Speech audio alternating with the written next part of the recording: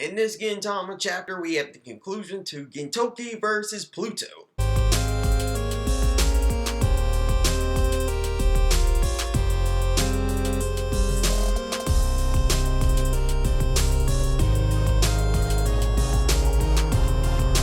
If you guys remember from the last chapter of Gintama, we had where Gintoki was basically attacking Pluto head on, basically multiple Gintokis attacking Pluto. I'm not 100% sure if this is basically a parody of Naruto, but seeing all those multiple Gintokis, I feel like there's something joking with Naruto there. And also from the last chapter, we had Pluto saying I see you, he sees the real Gintoki. And they start going at it with the fight once again. In between this fight, we had when Gintoki was saying, after I win this fight, I'm gonna have me some breakfast tomorrow. Which kind of reminds me, when was the last time I had breakfast? And with Pluto striking Gintoki there, all he could see is the fat Gintoki. I recall his name was Byside or something around there. And when Pluto was striking through the fat Gintoki, he said, "Oh, that was a miss too, but your eye is too good."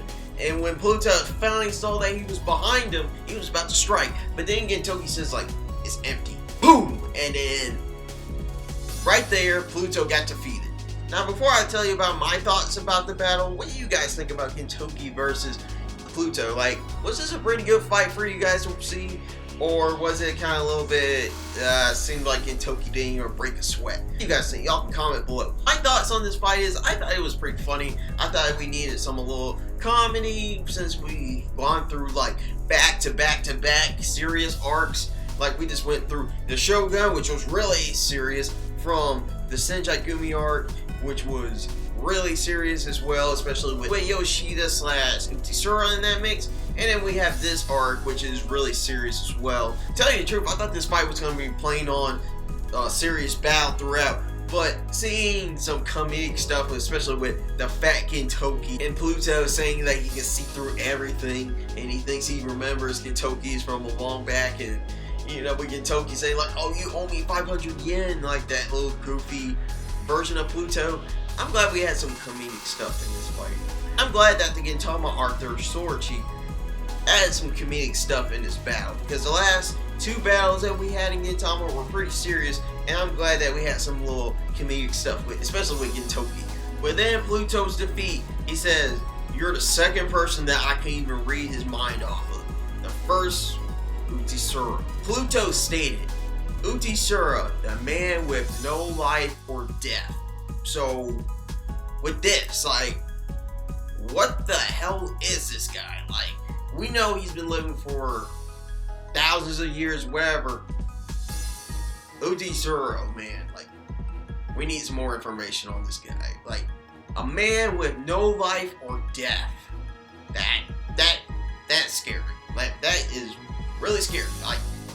The man with no life or death. Moving past this ending fight, we get to where Baldy, aka Umibouzo's at, and he looks like he's ready to fight, which I think Umibouzo's probably gonna fight next. So with Umibouzo, what is he gonna try to do? Is he gonna try to go after Utisura? Is he gonna try to find his son or whatever? Well, we have to see what's going on there. At the end of the chapter, we had Takasugi, and Takasugi, he is still in a coma.